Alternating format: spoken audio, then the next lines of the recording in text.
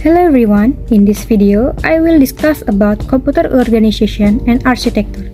The topics covered will include basic computer components, input and output modules, memory hierarchy, and processor architecture such as RISC and CISC.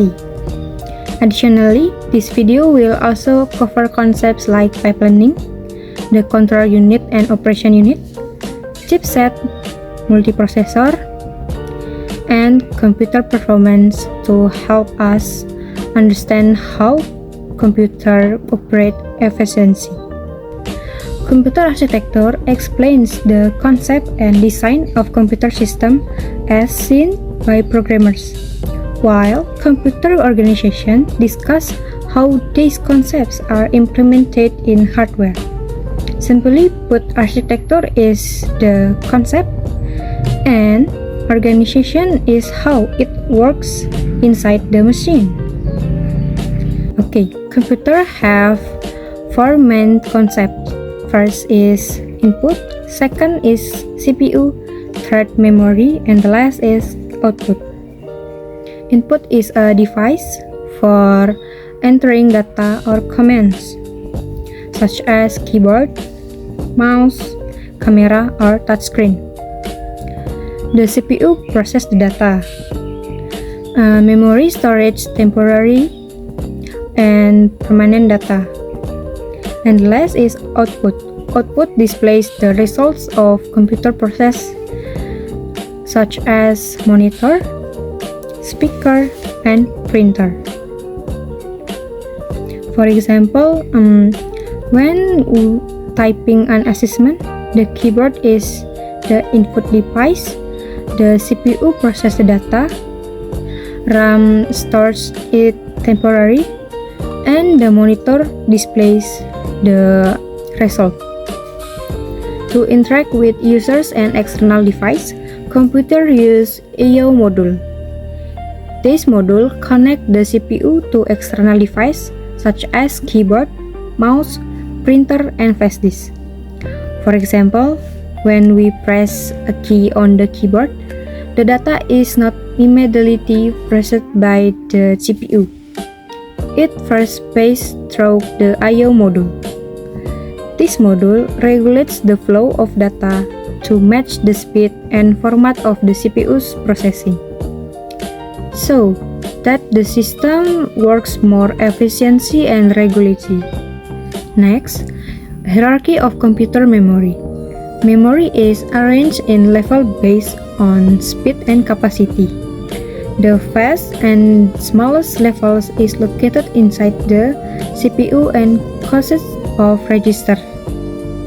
Below that is cache memory, which stores frequently used data. Next is RAM, the computer's main working area. However, data is lost when the power is turned off. Below that are storage devices such as SSD or hard disk, which are used for long-term storage. Finally, there is external or cold storage, which is used for backups. The closer the memory is to the CPU, the faster the access, but the smaller the capacity. Logic gates are divided into several types. First, AND gate. AND gate produces an output of 1 if all inputs are 1. For example, a motorcycle only turns on if there is a key and gasoline.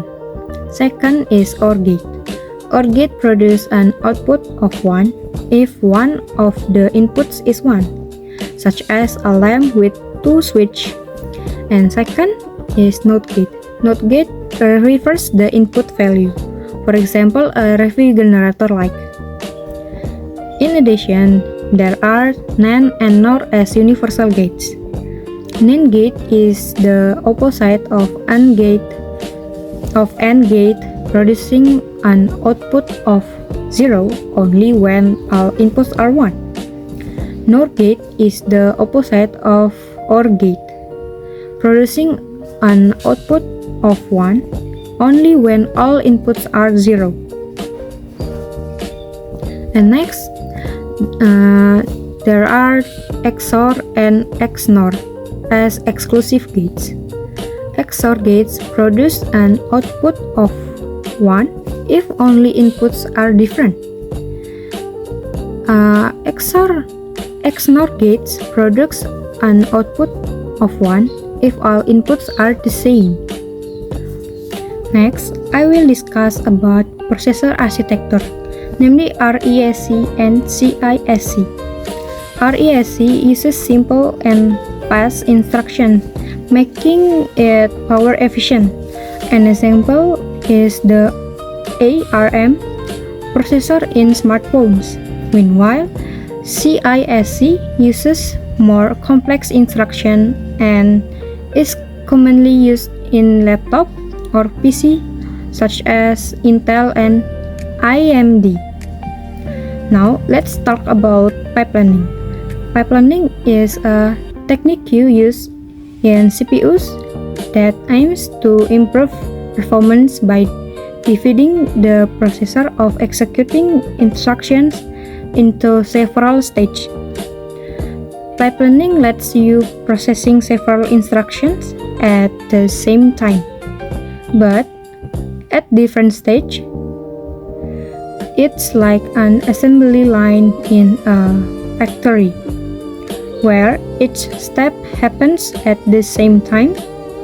With pipelining, the CPU can work faster and more efficiently even if one instruction is not yet fully complete.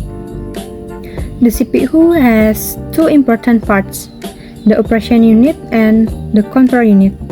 The operation unit does math and logical operation, like addition and subtraction. This part is often called ILU. Meanwhile, the control unit makes sure that the instructions are being followed. The control unit decides when to retrieve data from memory, when to process it, and where to send the result. In short, the operation unit does the work, while the control unit does the regulation. Next, let's discuss about chipset. A chipset is a set of chips on the motherboard that regulates communication between the CPU, memory, storage, and other devices. The chipset ensures that all components can connect to each other and work properly. Without a chipset, the CPU cannot communicate with RAM, storage, or input and output device. Therefore, chipset greatly affect the compatibility and performance of computer systems. Next is the multiprocessor. A multiprocessor is a computer system that uses more than one processor or more than one processing core to perform tasks. With a multiprocessor, the workload can be divided, making the system faster and more efficient. Efficiency for heavy applications such as servers, big data, processing, or multitasking. An example is a computer with a multi-core processor that can run multiple applications simultaneously.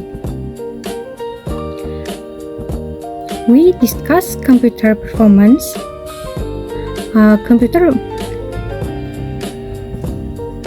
Computer performance insights how fast and efficient a computer is at executing instructions.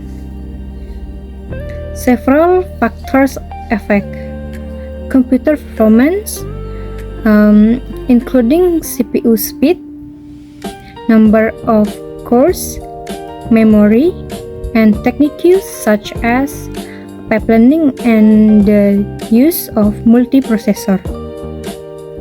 The better the configuration and cooperation between components, the more optimal the computer's performance will be. Then I will discuss about computer performance. Computer performance indicates how fast and efficient a computer is at executing instructions. Several factors affect computer performance, including CPU speed, number of cores, memory, and techniques such as patterning and the use of multiprocessor.